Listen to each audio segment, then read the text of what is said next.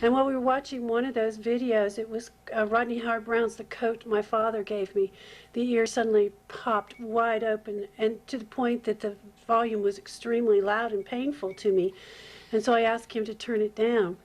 And we rejoiced that the hearing was restored, and we gave that in our testimony when we would be praying for people. It wasn't until almost a year later that I found out just exactly how miraculous that was.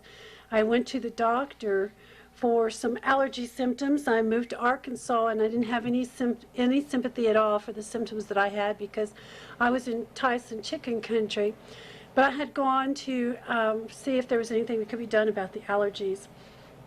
And the doctor did the usual testing, looked into the nose and the eyes, and came around to my right ear and dropped the instrument that she was using.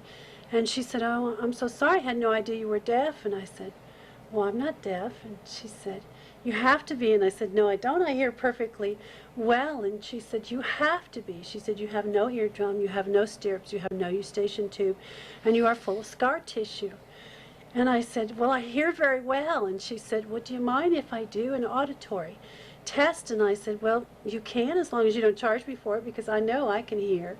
So she did the auditory test, and she said, "This is just the most amazing thing I've ever seen." She said, "You hear very acutely, and yet there's nothing within the ear in the natural for you to hear." And I said, "Jesus healed